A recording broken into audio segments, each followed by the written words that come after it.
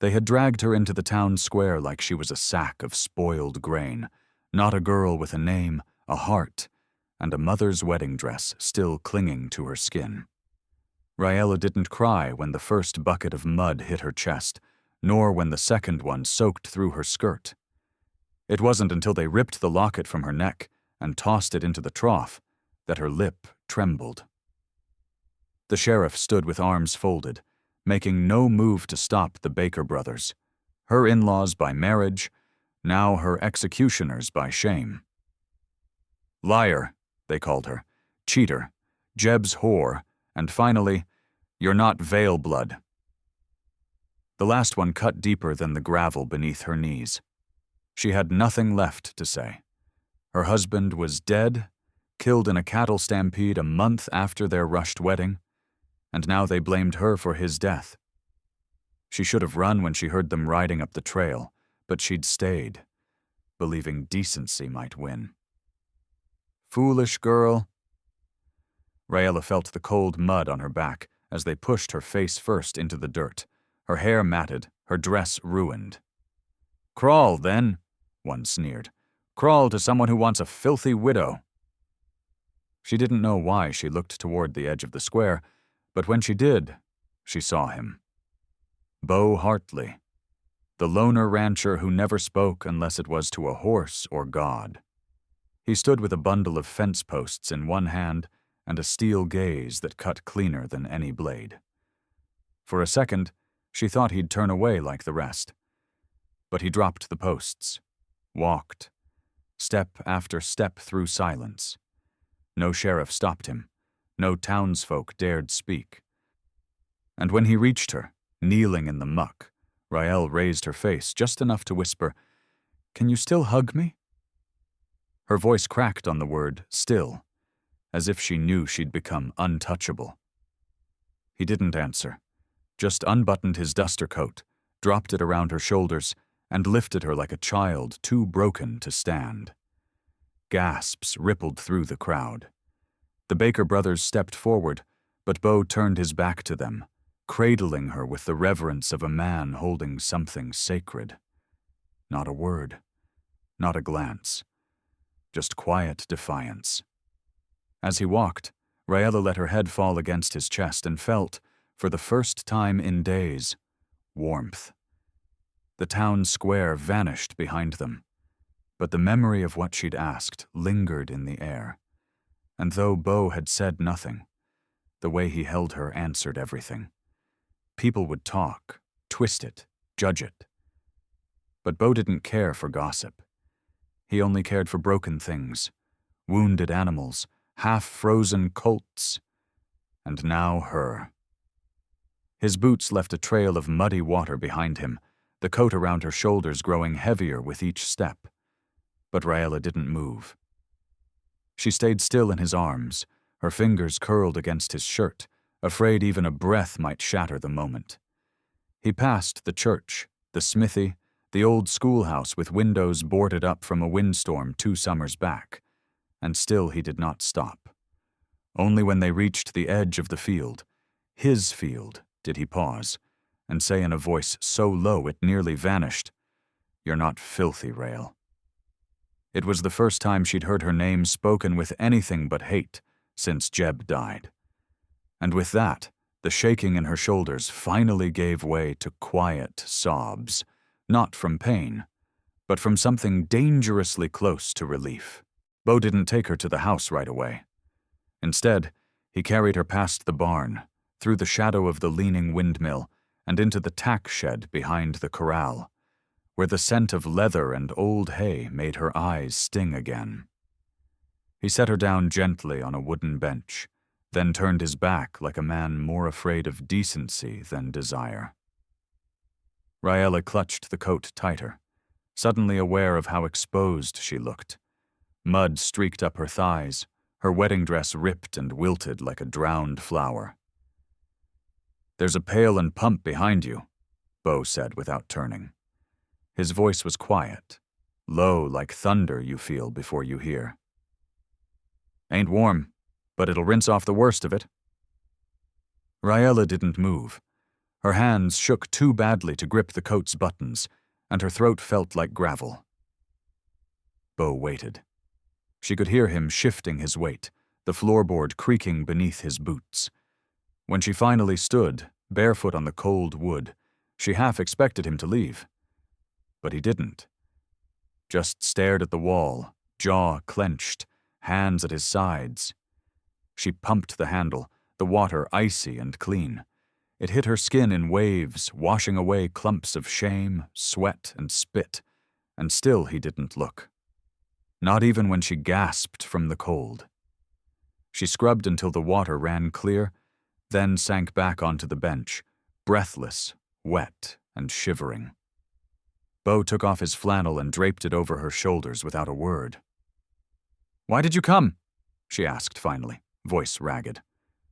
"Why pick me up in front of everyone?" He stood still for a long while before answering. "'Cause you were the only one not crying." She blinked. "What?" "You didn't cry, Rael. You looked him in the eye. You bled pride." That wasn't true. She'd broken. She'd begged. But something in his voice made her believe he saw her different than she saw herself. "You could have just walked away," she whispered. "Like the rest." "Could have," he said. "Didn't." He knelt beside her then, pulling a folded cloth from his back pocket. Slowly, carefully, he wiped at a dried streak of mud under her eye, his thumb trembling just slightly. "They called me the devil's wife," she said. "Said the baby was cursed." He paused. "You pregnant?" "No." Her voice cracked. "That's the thing. Jeb and I, we never even—" She couldn't finish. Bo didn't flinch. "They lied." "Course they did." She smiled bitterly. "Doesn't change what folks think." He leaned back on his heels. "I don't care what folks think." "Then what do you care about, Bo Hartley?"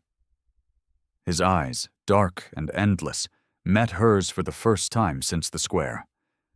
"I care about silence," he said, "and the things it hides." That made her heart jump, because her silence hadn't saved her. It had buried her deeper. And now this man, this quiet rancher, was unearthing pieces of her no one else had dared to touch.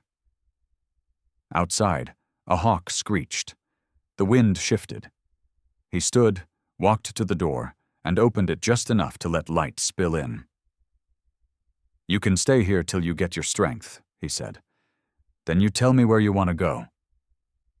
She pulled the flannel tighter around her frame. "What if I don't know yet?" Bo nodded slowly. "Then you stay until you do." He stepped out, pulling the door half shut behind him. And Raelle, still wet and wrapped in a stranger's kindness, finally allowed herself to breathe without fear. But somewhere deep in her chest, something dangerous had begun to flicker. The hope that maybe, just maybe, this wasn't the end of her story. Raelle awoke the next morning to the sound of horses snorting and the steady rhythm of boots on frozen ground. The coat was still wrapped around her shoulders, warm from where she'd curled up on the cot Bo had left behind. There was a folded wool blanket over her legs, too. She hadn't heard him come back in, but somehow she knew it was him. When she stepped outside, blinking against the bright prairie sun, she saw him near the corral, splitting wood with clean, practiced swings. He didn't turn when she approached. "Thought I might help," she said, though her hands were still trembling from yesterday. Bo handed her a tin cup of coffee instead. "You don't lift an axe till you eat. Rule 1. She smiled faintly. "And Rule 2? "Don't try to outrun a storm," he said, tossing another log onto the stump. "It'll catch you tired." They sat in silence while she drank, the coffee scalding but welcome.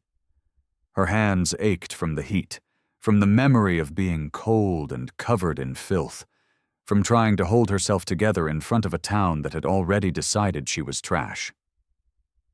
"I used to think being quiet kept me safe," she said, watching steam rise. "But it just made them louder." Bo finally looked at her, his eyes slow and deliberate. You weren't quiet yesterday. She remembered the square, the spit in her hair, the way they'd screamed names while Jeb stood smirking near the gallows his father used to oversee. I wanted to scream back, she whispered. I wanted to grab the preacher's Bible and tear it in half. You should have, Bo muttered. Would have been a better sermon than he gave. She looked at him, surprised by the steel in his voice. There was something under Bo's calm, some scar deeper than his silence let on. What did you lose? She asked before she could stop herself. His jaw clenched. What makes you think I lost something?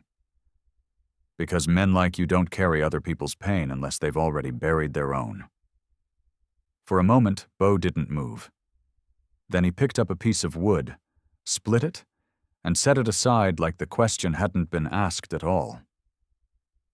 3 winters back, he said finally, my sister tried to come home. She was living in Topeka, married to a banker. Something happened. She wouldn't say, but she showed up here bruised and carrying a baby that wasn't his. Rayleigh's breath caught. What happened? Folks didn't believe her, said she was filthy, ungrateful, said she must have done something wrong. She only stayed a week after she left. He stopped. No one's heard from her since. Rayleigh swallowed hard. I'm sorry. Yeah, me too. He turned toward the barn then. You want to earn your keep? Saddle the gray gelding? We've got fence to mend up north. She nodded, grateful for the task. For the first time in weeks, someone needed her. And it didn't matter that she was broken. She grabbed a bridle and followed him toward the stalls, her bare feet now wrapped in cloth scraps he'd left for her at the door. Bo? She asked softly. He stopped, one hand on the gate. You never said Rule 3. He looked at her over his shoulder, a glimmer of something almost like a smile touching the edge of his mouth. Don't let other people's rot take root in you, he said. It grows fast. And just like that, Rael realized she hadn't just been rescued. She'd been offered a different kind of law. One made not of punishment, but quiet rules written in kindness and pain. The ride north was slow, mostly silent, and filled with the kind of raw morning wind that cut through even the thickest wool. Raella rode behind Bo on the gray gelding, her hands gripping the saddle horn, cloth-wrapped feet tucked tight against the stirrups. Every bump jostled her sore bones, but she didn't complain. Bo didn't speak unless it was about the land, how the soil turned brittle this time of year, how the cattle kept breaking the same stretch of fence along the ridge. She watched him in profile as he rode, the way his shoulders moved with the horse, how he always kept one eye scanning the horizon like he was waiting for something more dangerous than barbed wire. When they reached the break, she slid off the horse and began gathering posts like he showed her, stacking them beside the old rails. He handed her pliers, then started digging in silence. The work was hard and dirty, but different than what she knew. This kind of dirt didn't stick like shame. It washed off. Her hands blistered, and at one point she let out a sharp yelp when a nail bit too deep. Bo didn't coddle her, just tore a strip of fabric from his own sleeve and wrapped her palm with practiced hands. You always carry bandages? She asked, breathless. Number just keep ripping shirts. He didn't smile, but she saw something in his eyes. Warmth, or maybe worry, or maybe the memory of someone else's blood?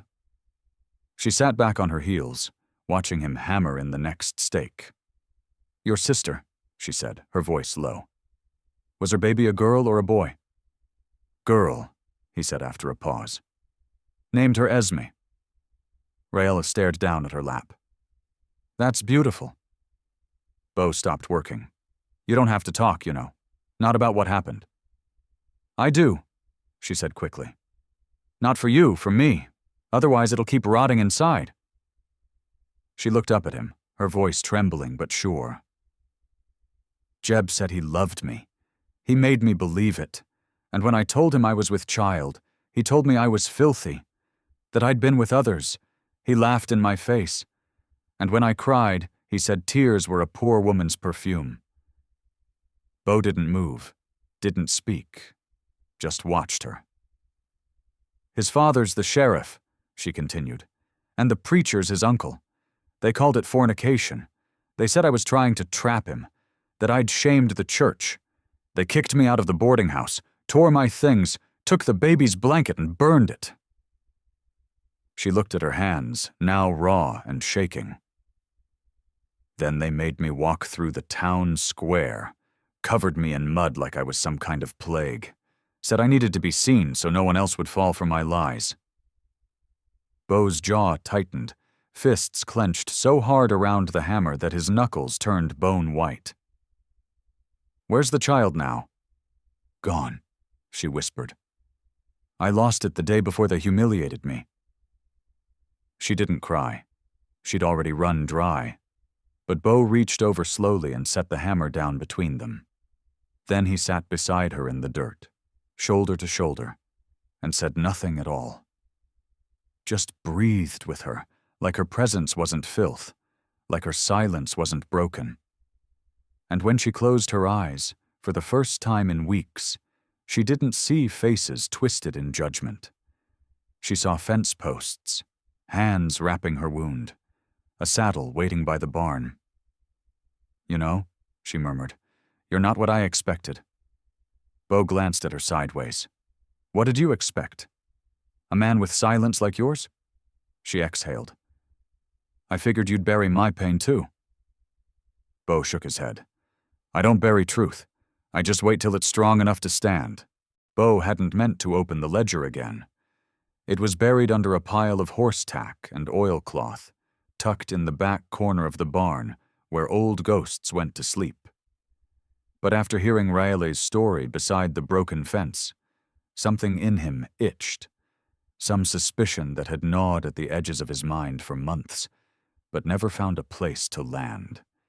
He waited until Raele had gone to sleep in the cot by the stove, her breathing soft and even beneath the borrowed quilt, before he lit a lantern and fetched the book.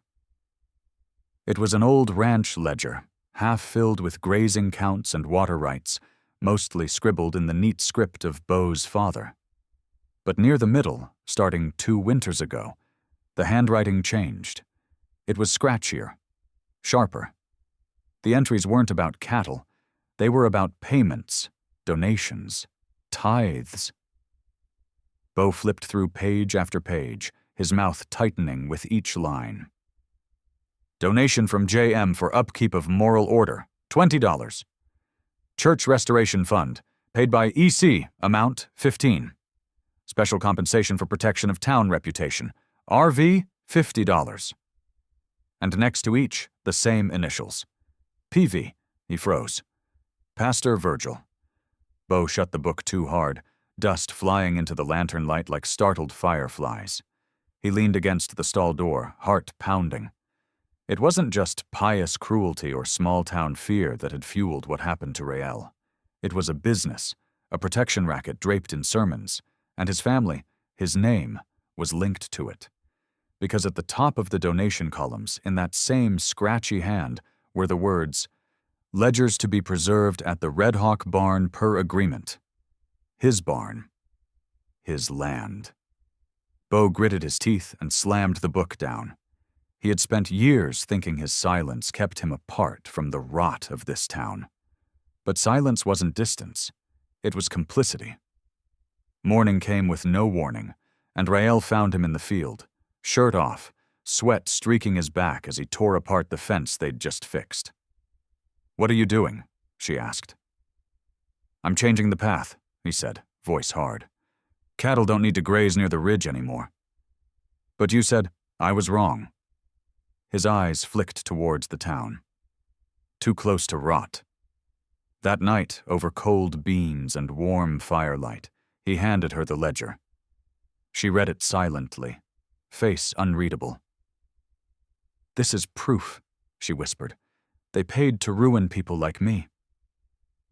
And my family let them store the receipts here, Bo said, his voice rough. Which means your name can fix what theirs broke, she said, eyes glowing with something fierce. If you wanted to.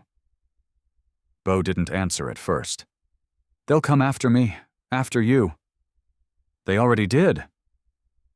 She touched the wrapped wound on her palm, then looked up. I lost everything, except truth, and you showed me I still had that. Bo studied her a long moment, then nodded once. Not a vow. Not yet. But the start of something moving. That night, he built a second fire, far from the house, by the edge of the bluff, and burned every page except the one with the pastor's name, that he folded gently and placed inside the band of his hat. Before he slept, he whispered into the wind, not a prayer but a promise. You will not touch her again. And from the dark, a wind carried the scent of ash and old paper down toward the valley. Change had begun. They just didn't know it yet. The town of Elkhorn never liked loose threads, and Bo Redhawk was fast becoming one. Word spread quicker than prairie fire. First came curious glances from the general store porch, then silence at the blacksmith's when he entered, and finally, Pastor Virgil himself appeared on the ranch uninvited, riding a glossy bay with the kind of confidence that came from years of going unchallenged. Bo stood barefoot by the well, sleeves rolled, hands muddy from digging new post holes, when he saw the figure approaching. Raella watched from the kitchen window, her breath hitching as the preacher dismounted like a landowner inspecting damage. Brother Redhawk, the pastor called, his voice oiled smooth. We haven't seen you at service lately. Didn't realize attendance was compulsory, Bo muttered, wiping sweat from his brow. The pastor chuckled, but his eyes were hard. The community feels unsettled. The girl, her presence, it's raising questions. Good, Bo said, turning back to the post hole. Maybe they'll find answers. Now, son, the pastor's voice dropped. You know what's at stake. This ranch, your family's name. That ledger? It's not yours to parade. It was a sacred agreement. Bo drove the shovel into the earth with such force it struck stone. Sacred like auctioning off shame? Like breaking a girl because the town's pride couldn't bear her silence? She was warned, the pastor snapped. She defied us. She mourned in mud, Bo growled, stepping closer, towering now. And you called it sin. Virgil's jaw flexed. I advise you to reconsider what you think you know. Burn that page. Send her away. There's still time to stay on the right side of the line. You drew the line, Bo said, stepping back. Now I'm moving the fence. That night, they came. Not with torches or ropes. This was a modern cleansing. 4 men from the town council arrived with a deed, unsigned but laced with threat. A generous offer for the Red Hawk Ranch, complete with legal jargon and talk of her location assistance. Raelle stood behind Bo on the porch, her fingers digging into the back of his shirt. You want the land? Bo asked. No, said the oldest of them. We want her off it. Why? Raelle said, stepping forward. Because I don't kneel when you pass? Because you remind folks what we did, the man said, and you won't stay buried. Bo didn't answer. He took the deed, read it, then calmly tore it down the middle. Tell Virgil if he wants the land, he can come with a shovel and dig up every post himself. You'll regret this, one muttered. Already did, Bo said. The men rode off in the dust. That night, Bo didn't speak much. Raelle found him in the barn, oiling the saddle of his father's old gelding. You're going somewhere? She asked. To the courthouse, he said. I'm filing for protective rights on this land. You'll be listed as family. She stared. I'm not. You are now, he said. If they want to evict you, they'll have to evict me too. Rael sat on the haystack beside him, lips trembling. "They might burn it down, like they did to my father's house." Bo nodded. "Then I'll build it again, twice as strong." She touched the brim of his hat, where the folded ledger paper still rested. "You know they'll come harder now." "So will I," he said quietly. "And this time, I'll be ready." They didn't kiss. They didn't need to. The air between them was already made of promises, and somewhere beyond the barn, the wind shifted again. This time it blew toward town. The schoolhouse bell always rang at dawn, even on Sundays. But this morning, it rang at noon, and not from the tower, but from the hand of a trembling boy who sprinted through town, clanging the metal like a war cry. His name was Lucas Porter, freckles and dust, and he shouted a single phrase. They locked her inside. By the time Bo and Rael reached the schoolhouse, a crowd had already gathered. Not the whole town, just the ones who liked to look away while pretending they were helping. The school marm, Miss Adeline Croom, stood with her arms crossed and her lips pursed, refusing to meet Bo's eyes. "Where is she?" he demanded. "Inside," she said flatly. "It's for her own safety. Children were crying. She frightened them." "By doing what?" Rael asked, voice sharp. "Breathing." "She tried to speak," Adeline said, as if it were a crime, but not in a girl's tone, loud, director, like a man. "You know what that does to boys raised right?" Bo shoved past the onlookers, shoulder slamming the door open. The schoolroom was silent. On the back bench, slumped and shaking, was a little girl with mud-stained sleeves and tear-streaked cheeks. Delia, the girl who'd followed Rael from the graveyard. Raelle rushed to her, gathering her into her arms. "She just wanted to learn," Raelle whispered. "That's all." "She's not enrolled," Adeline snapped from the doorway. "And she can't be. She has no papers, no last name." Bo turned slowly, eyes colder than mountain ice. "You ever teach a war orphan, Adeline? You ever show long division to someone who's seen fire eat her roof? That's not the point. It is now." Bo walked to the blackboard and, with a sharp screech, wrote 4 words in thick white chalk. "School is for everybody." "You gonna erase that?" he asked. "Go ahead, but you'll do it in front of every child in this town. And when they ask why, you better have something holier than ink." No one moved. Not Adeline. Not the mayor, who had slunk in unnoticed, and especially not Raelle, who stood with Delia in her arms like a lioness with her cub. "They'll shut the school," someone muttered.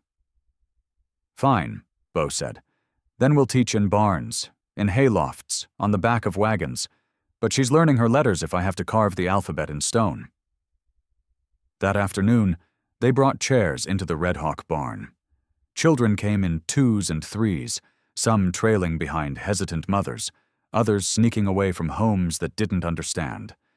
Raelle stood before them, voice steady, chalk in hand. "A is for again," she said. "As in, we begin again. Right now." Delia sat in the front, eyes wide, her lips mouthing every letter silently. By sunset, even some of the elders had crept to the barn door, peering in like ghosts from a world that had passed them by. Bo didn't care. He stood by the entrance, arms crossed, hat low, guarding, watching, waiting. As Raelle turned from the makeshift blackboard, her eyes met his and something shifted. This wasn't just defiance, it was inheritance. They were carving a new place, not just for Delia, but for every daughter left behind in dust, every child told to speak soft or not at all. And Bo knew then. He hadn't saved Raelle. She was saving all of them. One letter at a time, one child at a time, one day at a time. The barn grew quiet as she wrote the last word on the board. Belong. And nobody dared erase it. The letter came folded 4 times, smudged with soot and tied with a piece of old ribbon. No address, no name, just the word "forgive" scratched across the front in a child's unsure hand. Rael found it tucked in the feed bin that morning while pouring oats for the horses. She opened it slowly, expecting something from Delia, perhaps another secret. Yet what she read made her knees nearly buckle. "To the woman who stood still in the rain," it began. "I saw you from the cart, the day they said I wasn't anyone's anymore. I wanted to speak, but the driver told me not to look back. He said I belonged to the state now. But I remembered your face, and the way your hands were open at your sides, like you were ready to catch someone who never fell. I think I was supposed to fall, but I didn't. I just broke slowly. I don't know if I'm your daughter. I don't know if I'm anything, but I remember you, and I hope you remember me." It wasn't signed, but Rael knew. Her heart didn't guess. It screamed. She stood still in that dusty barn, sunlight cracking through the wood like heaven insisting itself into the silence, and she stared at the letter until her tears blurred every word. Then she ran. Down the slope, past the stream, all the way to the orphan cart route, hoping the dust might still remember the wheels. Delia wasn't just a stranger's child. She was Rael's. Stolen long ago, handed off to the state when Rael's fever had nearly killed her after childbirth. They'd told her the baby hadn't survived, but that was never true.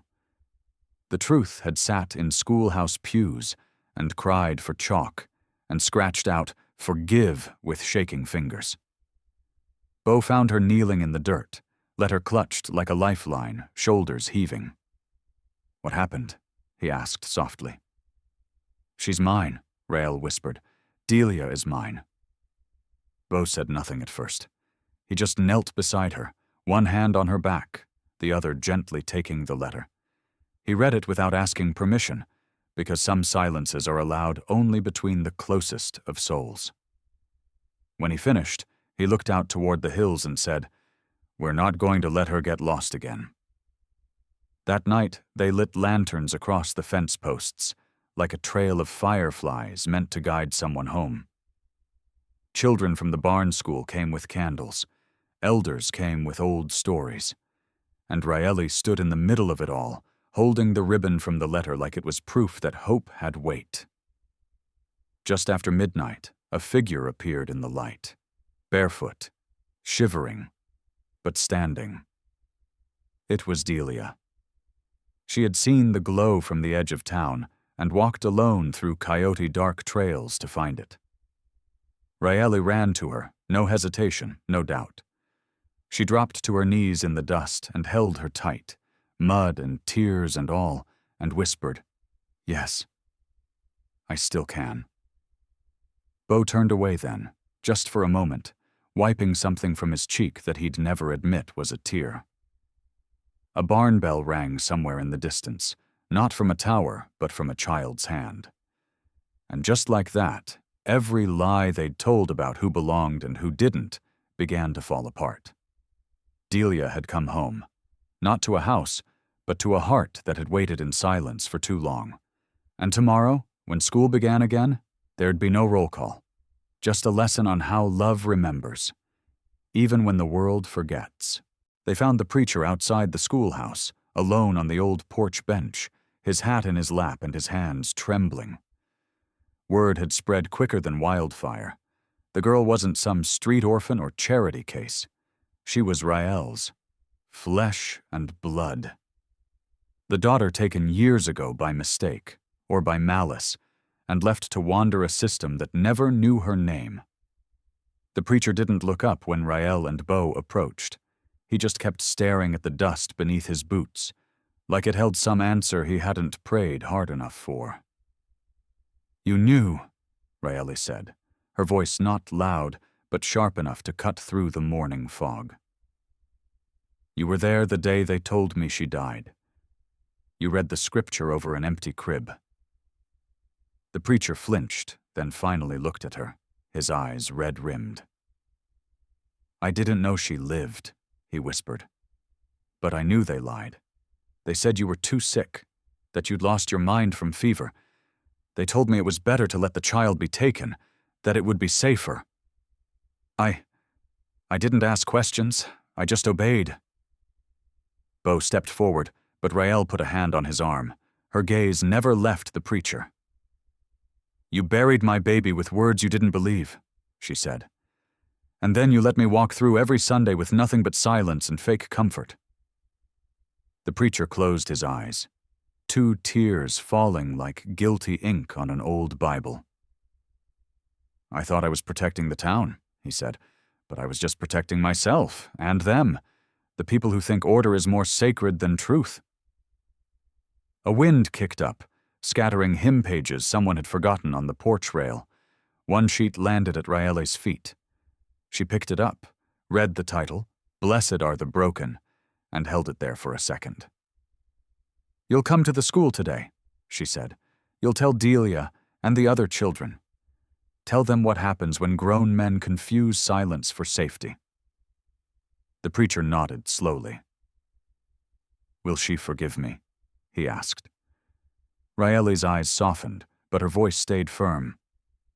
"That's not for me to say, but I can tell you this. You're going to start trying, with every word you've got left." The schoolhouse bell rang just then, sharp and sweet. Delia was already inside, sitting in the front row, her chin lifted like she was trying to grow taller just by believing she belonged. When the preacher stepped through the doorway an hour later, every child went quiet. He walked to the front, took off his hat, and didn't open the Bible. Instead, he placed it down and said, "Before I speak of grace, I need to speak of guilt."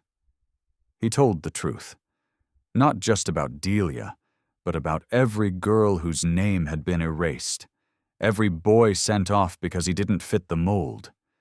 He spoke until his throat went raw and his hands trembled again, but this time from something like release.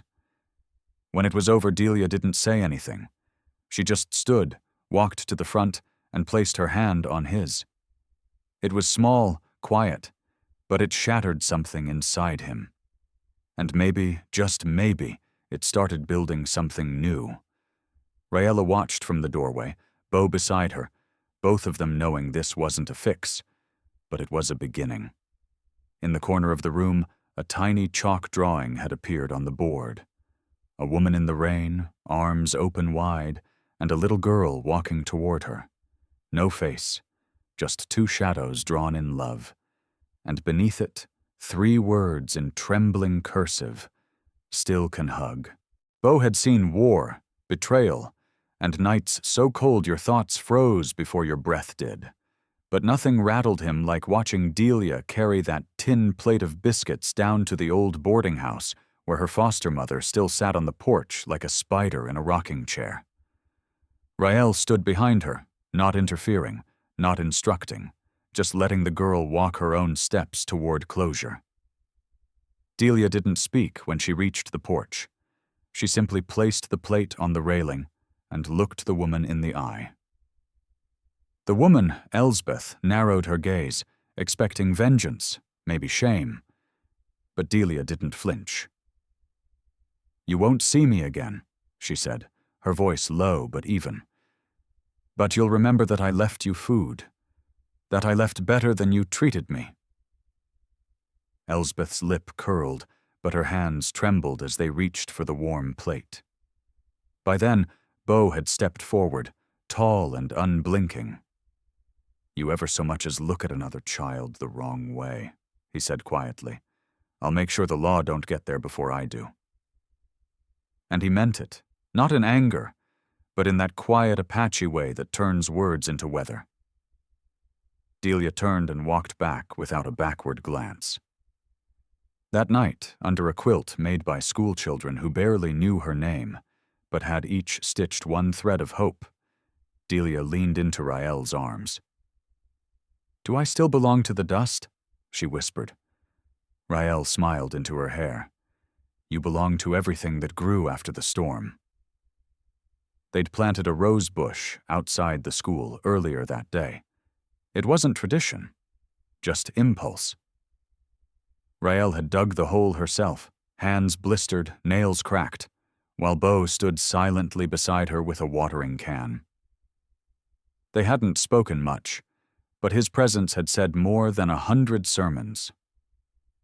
When Delia dropped the first seed in, the whole school clapped, not because they understood what it meant, but because they felt something new beginning.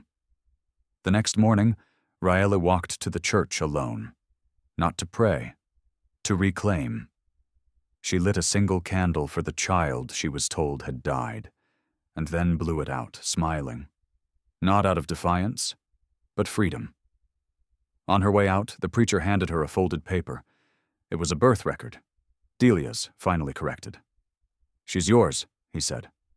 "Always was." Outside, Bo waited with 2 horses saddled and silent. "Where to?" he asked. Raela looked down the road, then back toward the town that had bruised and broken her more times than she could count. But this time, she didn't feel heavy. "Home," she said, "wherever she feels safe." As they rode, Delia behind her and Bo beside them, the wind caught Rael's hat and flung it into the sky. Delia gasped, but Raeli laughed. "Let it go," she said. "We got more than enough to hold on to now." Behind them, the rose bush had started to bloom, not in red, but in pale gold, like morning light, like something finally healed. And on the school's front door, someone had pinned a note. Just 3 words. "She is ours." They never found out who wrote it. Didn't need to. Some stories don't need names, just endings. And some hugs, no matter how muddy or broken, last longer than words, longer than dust, longer than silence. Please like, share, and subscribe to support more frontier stories from Echoes of the West. If you had seen her, caked in mud and shame, would you have held her too? Or walked away?